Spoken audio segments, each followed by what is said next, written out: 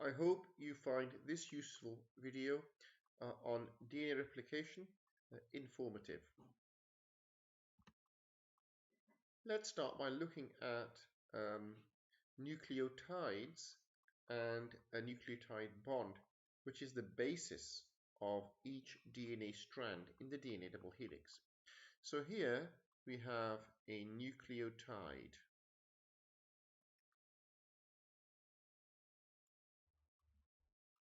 The nucleotide contains a base. There we go, there's a base. It contains a ribose or deoxyribose sugar. This is a ribose sugar, and the ribose has the following carbons. Carbon number 1, that's called 1 prime, 2 prime, 3 prime, 4 prime, and 5 prime, and this oxygen. So it's that ring structure with that carbon sticking out. And this is the ribose. Now the 2 prime here has an O. If there was just a H without the O there, it would be a deoxyribose because the 2 prime carbon is missing an oxygen. Now the 5 prime carbon is attached to 1 phosphate, 2 phosphates, or 3 phosphates. So this phosphate could be attached up here to 1 or 2 phosphates. Each one of these structures is a nucleotide. So these nucleotides, then one here and one here, will form a bond, and the bond occurs between the phosphate, this phosphate, attached to the 5 prime carbon of the deoxyribose, or in this case the ribose, and the 3 prime OH of at the end of the DNA strand or the previous nucleotide. So we have this OH group here, and we have this phosphate, and this bonds to there. And then we get this bond here. Now, this is called a phosphoester bond. It is a bond between the carbon and the phosphorus in the phosphate, and they're both bonded to oxygen. There is another phosphoester bond here. So together, this is called a phosphodiester. Phosphodiester bond, or we call it a nucleotide bond. Okay, and this is how a nucleotide bond forms. Now it's important to understand that the 5 prime phosphate of 1 carbon is going to bond to the 3 prime OH on the carbon of a previous nucleotide. So replication goes in this direction from 5 prime to 3 prime. I will hint at this in more detail later on as well. Also, it's important to note that when the nucleotide is incorporated, firstly, the nucleotide has 3 phosphates. So we have a ribose, or deoxyribose if it's DNA, a base, and 3 phosphates. And these phosphates are attached to a 5 prime carbon there. And what happens before this nucleotide can attach to the 3 prime OH of a previous nucleotide? 2 phosphates need to be lost. So here we only see 1 phosphate. Let's look at the nucleotides in more detail. Now, these are not the only nucleotides found in biological organisms, but they are the only ones found in DNA and or RNA. Other nucleotides are involved in metabolic reactions. So the 2 types of nucleotides we have in organisms are pyrimidines here, single ring structure, and a purine, which is a double ring structure. Now if I go back here, you can see that the base is bound to carbon number 1. Which atom in the base binds to that carbon? Well, it's going to be a nitrogen.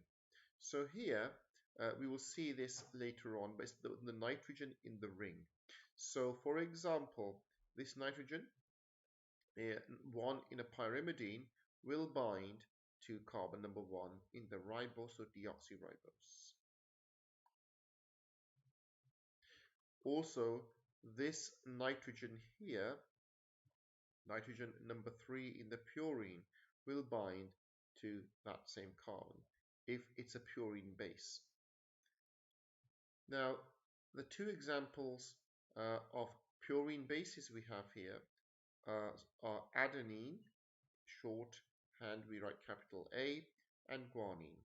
The chemical names are given here. So adenine is a purine with an amino group, and the amino group is at carbon number 6 there. So we call it 6-aminopurine. Guanine, and in shorthand form we write the capital letter G. Guanine is a purine. It's 2-amino-6-oxo dihydropurine. So here we've got an amino group, NH2 group, attached to carbon number 2, right here. And we also have a 6-oxo. We have oxygen attached to carbon number 6 there. And we have dihydro. So if you look at guanine, you can see that guanine lacks one double bond. This double bond here between the nitrogen and carbon, it's found in adenine, it's found in purines in general, but in guanine we have left it. It's not there. And you can now see that the nitrogen has an H on it, and there will also be another hydrogen being attached, and that hydrogen will be attached elsewhere in the ring.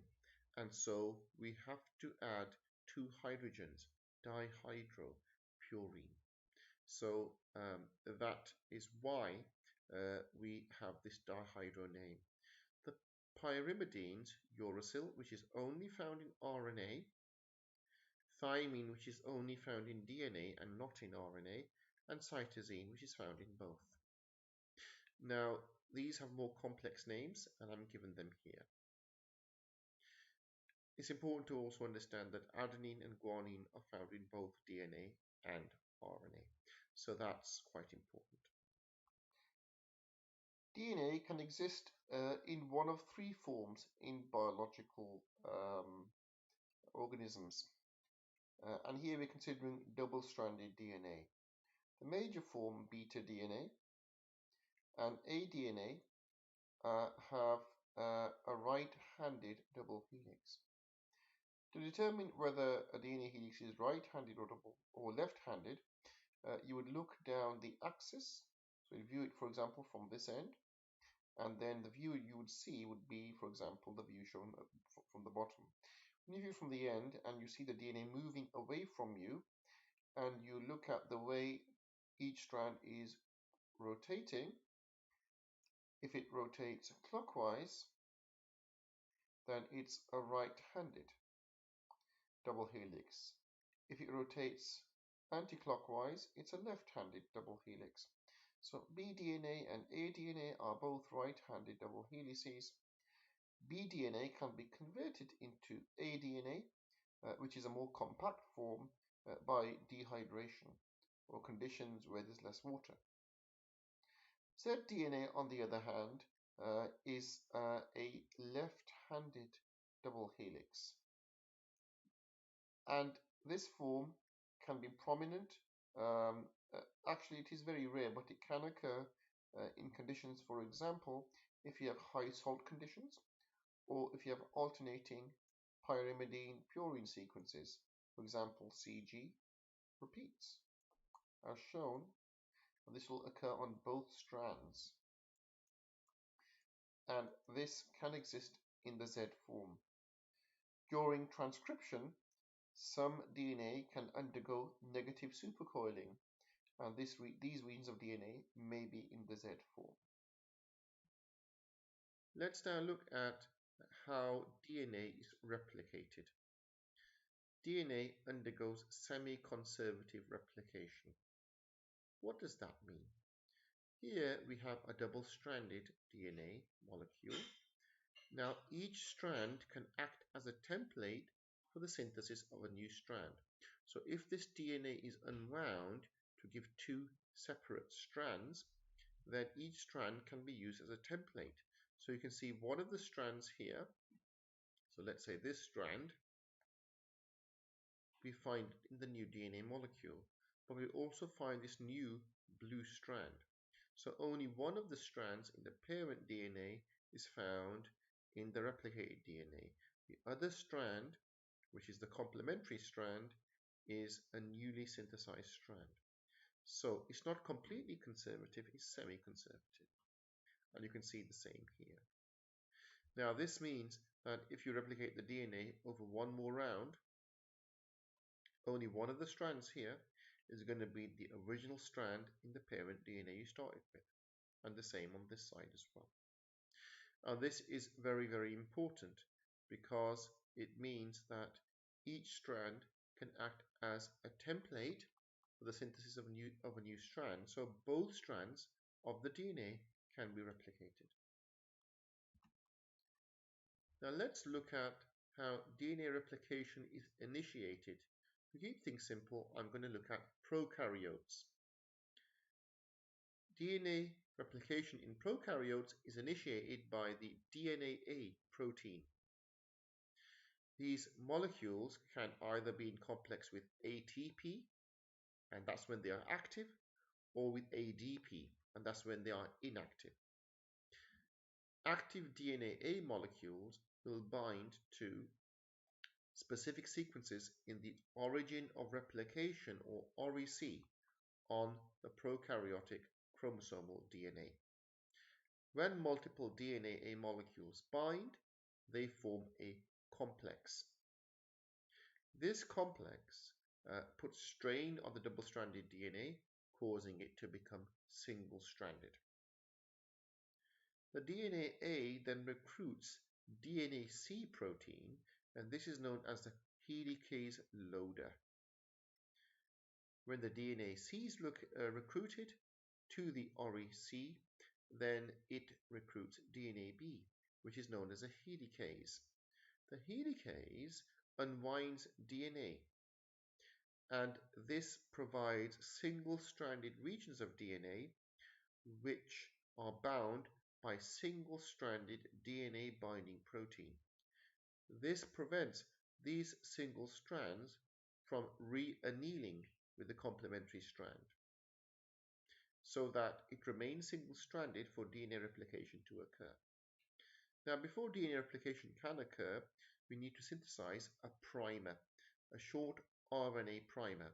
And DNA-G protein, which is an enzyme, also known as primase, will be recruited to the ORIC, and this will form an RNA primer, so this can prime DNA replication. DNA polymerase 1 is a DNA polymerase found in prokaryotes, and it may synthesize first few nucleotides. And here I'm going to show you what I mean by this. Here we have a single-stranded DNA template. The DNA has been unwound. Then primase has synthesized an RNA primer here. And I'm going to label this 5' to 3', the opposite strand, the template strand, 5' to 3' in the opposite direction. And I'll talk about directionality on the next slide. But here's my RNA primer. And here is my DNA template strand. And here we can see that the 5' refers to the 5' on the ribose of the RNA, and the 3' refers to the 3' carbon on the ribose. And on this end, the 3' carbon is at the end and it has an OH group. Now, what happens is that a nucleotide containing 3 phosphates comes, let's say on the template, the next nucleotide here is G. The next base is G. Then the nucleotide comes in. The nucleotide that will complementary base pair with G is going to be C. Now we're in a complementary base pairing. There we go. 3 hydrogen bonds. And we've got this C nucleotide contains 3 phosphates. Now I'm drawing this very simply. I am not showing the ribose or the base structure. Now what's going to happen is these 2 phosphates are going to be cleaved, and that phosphate is going to bond with the O, removing the H. And so what we get in the end is we get, let me rub this. So what we get in the end is this. We have a C, and then this will bond to the C and to the nucleotide here, and we get a nucleotide bond forming. And this is catalyzed by DNA polymerase 1, and it continues in extending the primer, synthesizing the new strand. The DNA polymerase 1 is not very processive. DNA replication occurs at a very slow rate. So DNA polymerase 1 synthesizes a few nucleotides, incorporates a few nucleotides into the new strand, and then DNA polymerase 3, which is more processive, takes over and synthesizes at a faster rate.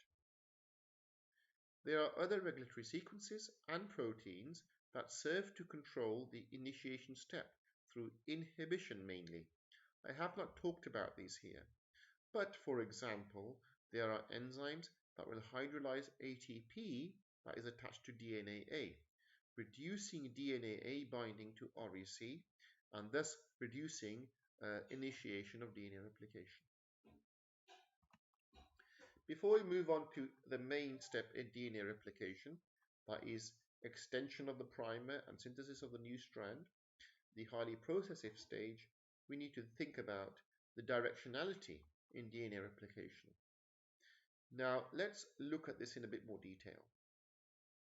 The DNA strands in a double helix have an anti-parallel arrangement. So if you look at this strand on the left hand side, you can see the backbone, phosphate and deoxyribose shown in a sequence down as we go down here. Now you can see that the 5' carbon of this deoxyribose here, 5', is at this end and is pointing upwards. At the other end, we terminate at the 3' carbon. There we go. So this is called the 5' end and this is called the 3' end. On the complementary strand, you can see that the orientation is the exact opposite. Now the 5' end is down here and the 3' end is up here. Now DNA replication occurs in the 5' to 3' direction.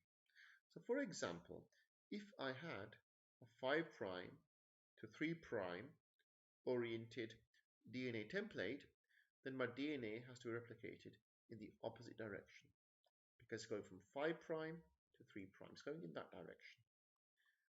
On the leading strand, and I'm going to mention this on the next slide, on the leading strand, DNA replication is continuous because the direction of DNA replication is the same as the direction of the replication fork. On the lagging strand, short strands of DNA called Okazaki fragments are synthesized. And this is the only way DNA can be synthesized on the lagging strand. So let's have a look at a replication fork. What is a replication fork? Imagine we have in prokaryotes, we also have this in eukaryotes, but in prokaryotes, let's say we have chromosomal DNA, double-stranded.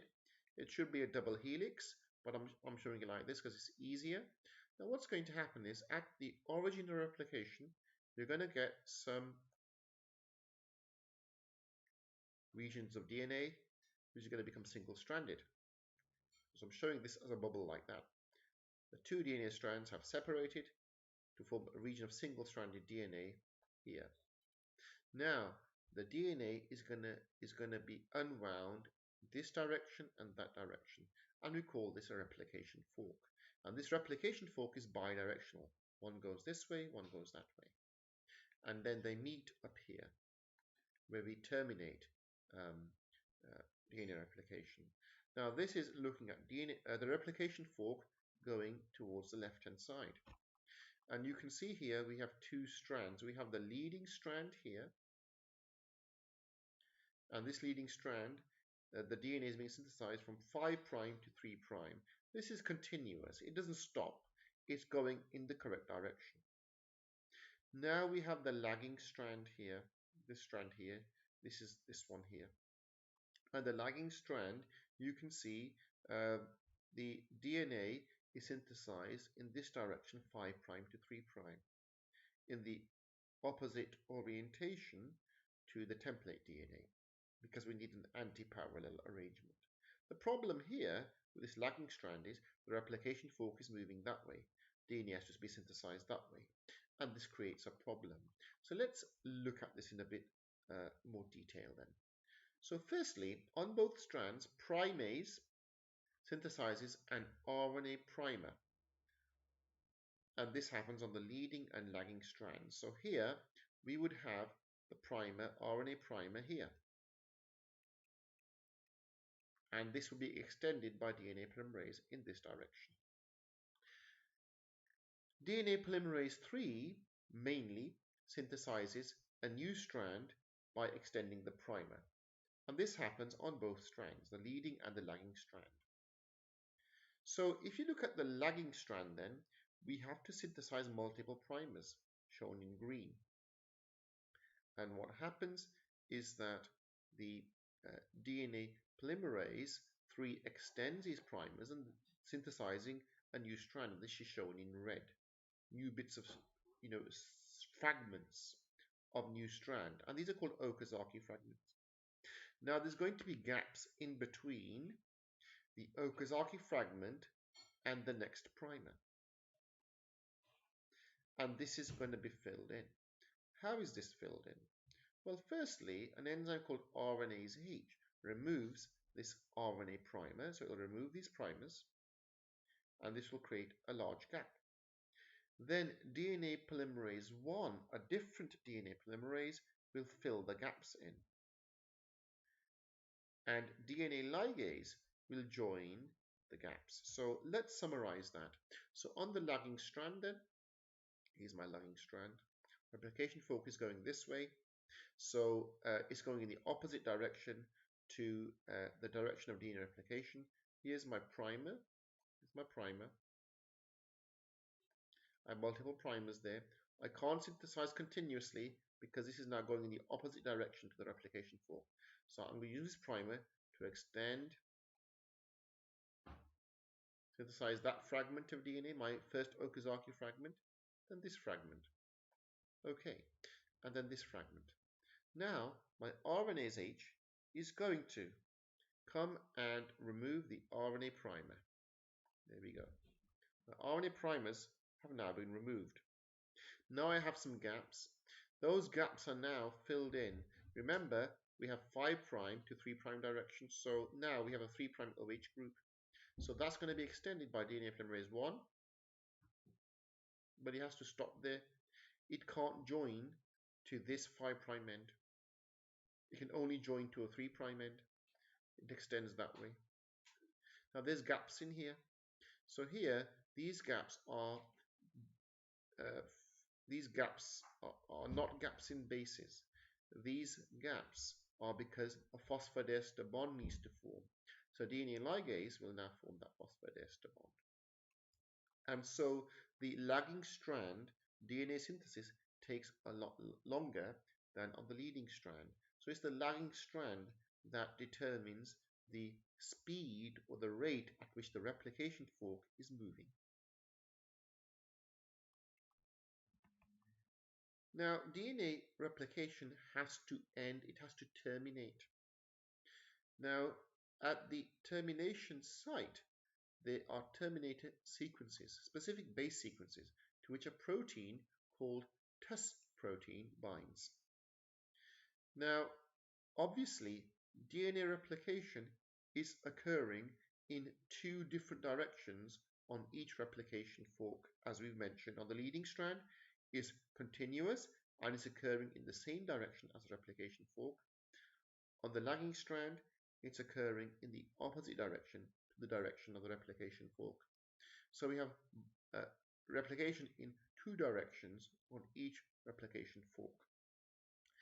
Now, TUS protein, when it binds to the terminator sequences, it halts DNA replication in one direction only. And this stalls or stops the replication forks from progressing. Now, because of this stalling, the DNA is now catenated. That means we have now two double-stranded DNA molecules and they are linked. They have to be unlinked or decatenated by an enzyme called topoisomerase 2. And this separates the two double-stranded DNA molecules. So in this picture, you can see this is a catenate. So here we've got two double-stranded DNA molecules. Each double-stranded DNA has one original template strand and one newly replicated strand, semi-conservative replication. And you can see they're linked here. They cannot be separated. All topoisomerase does, it binds to one of the double-stranded DNA molecules. It breaks both strands. It introduces a break. So this strand can now uncouple. And then this is joined back together here. So now we have two separate double-stranded DNAs. And this is basically what happens in termination. Let's look in more detail at the DNA polymerases found firstly in prokaryotes and then in eukaryotes. So in prokaryotes, we have these main DNA polymerases. We have polymerase 1. It has proofreading activity in the 3' to 5' direction. So when it is filling in the gaps between Okazaki fragments, it can remove any incorrectly incorporated nucleotide and replace it with the correct one. So that proofreading is important because it minimizes errors in DNA replication. It also has 5' to 3' exonuclease activity, and that's important in removing bases during DNA repair. So as we've mentioned, it's involved in filling in gaps in Okazaki fragments, DNA repair, and it also adds nucleotides to the RNA primer when the initial DNA strand, section of the DNA strand is being synthesized. The problem is it has low processivity. The rate of DNA replication is slow, so it's replaced by DNA polymerase 3 to continue DNA replication at a higher rate. Polymerase 2 also has 3' to 5' exonuclease activity. It can go in reverse and it can remove bases that have been incorporated incorrectly. And it is involved in DNA repair because of this, and it's also involved in DNA replication around a lesion.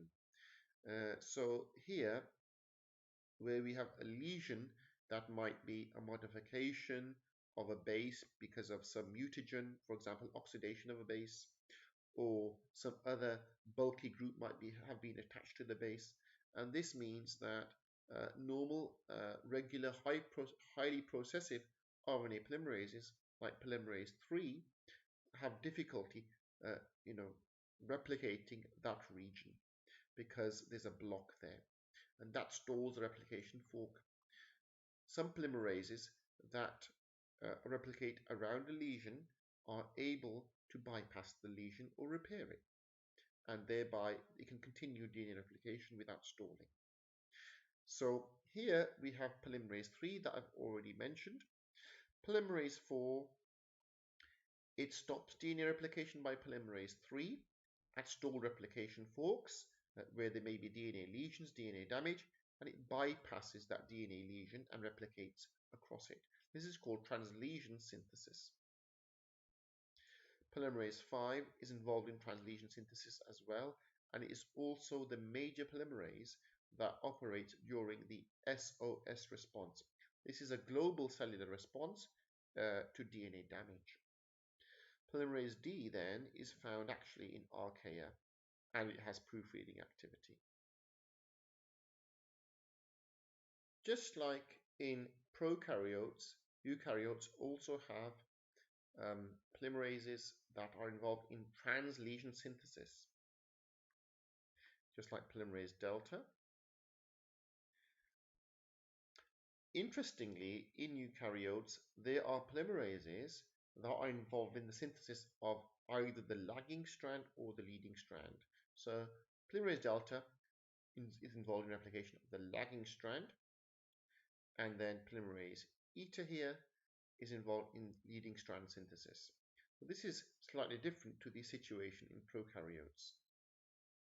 Now, translesion synthesis in prokaryotes is prone to errors because if we go back here and we look at translesion synthesis, so polymerase 5 there, it does not have any proofreading activity, nor does polymerase 4. So when it bypasses regions of DNA damage and replicates the DNA template there, it can introduce errors. Now here, interestingly, this polymerase, although it has no proofreading activity, it can participate in error-free translesion DNA synthesis. I'm not going to talk more about that here because it's actually quite a specialized topic. I hope you found this video useful. Please also look at my other videos on degree level biology.